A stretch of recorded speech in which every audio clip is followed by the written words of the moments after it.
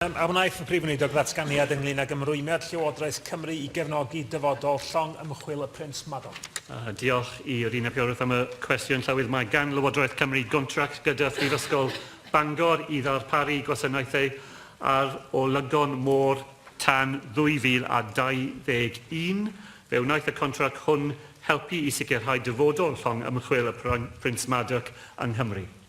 A dwi am ddiolchgar iawn am ymateb y Llywodraeth pan nes i dynnu sylw gweinidogion at y peryg y galla capacity y Prince Madog i wneud gwaith ymchwil morol gael ei golli oherwydd y pryderon am ddyfodol y llong sy'n chartre wrth gwrs ymhorthaethwy yn y etholaeth i. Mae'r cytundeb can diwrnod y waith na'n sicr wedi bod yn allweddol o ran y sicrhau y dyfodol y llong yn y byr dymor.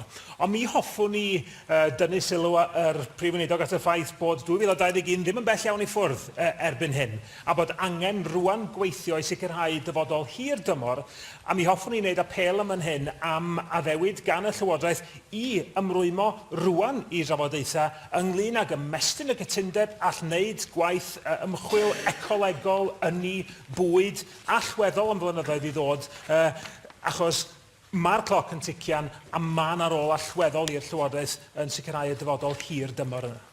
Wel, llawer diolch i'r Uned Biorwth am y cwestiwn yna, a diolch am y wybodaeth oedd e'n rhoi ato ni nôl yn 2019 am dyfodol y Prince Madog. Ges i cyfle i ymweld at y llong nôl yn mis Awst diwetha am y trydydd tro.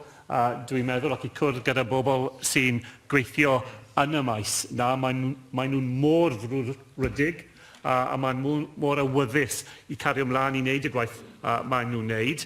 Mae'r contract sydd ni ar hyn o bryd, ni'n just yn y crater gyntaf o'r contract. Dwi'n clywed beth mae'r Uned Biorwth yn ddweud, mae'r cloc yn mynd ymlaen. Dwi'n siŵr bydd pobl yn y Prifysgol yn cydnabod y ffaith ni wedi gweithio yn agosa da nhw. Ni'n eisiau cario ymlaen i wneud hynny, a ni'n eisiau cynllunio da nhw am gwasanaeth sy'n mynd i helpu ni yng Nghymru tuat 2021 ac beyond ac tu hwnt i hynna hefyd.